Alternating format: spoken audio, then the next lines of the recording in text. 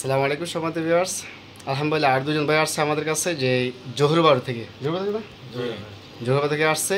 তো ওনাদের আগামীকালে ফিঙ্গার রয়েছে, আমরা ওনাদের সমস্ত প্রক্রিয়া করে দিয়েছি এবং কি ইনশাল্লাহ আমরা ভোরে ওনাদেরকে যে ইমিগ্রেশন নিয়ে যাব সমস্ত প্রক্রিয়া করে দিব। যারা কিনা জহুরবাড়ি রয়েছেন অনেকে প্রশ্ন নেই ভাই থাকার জায়গা বা পেরাং থেকে আসবো থাকার জায়গার কী ব্যবস্থা রয়েছে, আমার তো এখানে থাকার কোনো মাধ্যম নেই, তো সেক্ষেত্রে শুধু আসতে পারেন, আমরা ইনশাল্লাহ সমস্ত প্রক্রিয়া করে দিব।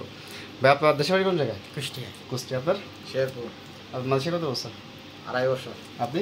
2 বছর। তো ওনারা কিন্তু খুব অল্প সময় মালয়েশিয়াতে আসছে, কেউ ট্যুরিস্ট বিষয়ে আসছে, আসার পরবর্তীতে এখানে চেষ্টা করছে ভাগ্য পরিবর্তনের জন্য, কিন্তু আপনার ভাগ্যর কোনো প্রকারই যে কন্ডিশন বর্তমানে সব মালয়েশিয়াতে যে বাজে একটা অবস্থা, ইমিগ্রেশন এবং কি বৈধ হওয়ার যেই পরিস্থিতি মালয়েশিয়াতে চলতেছে সত্যি খুবই ভয়াবহ অবস্থা চলতেছে।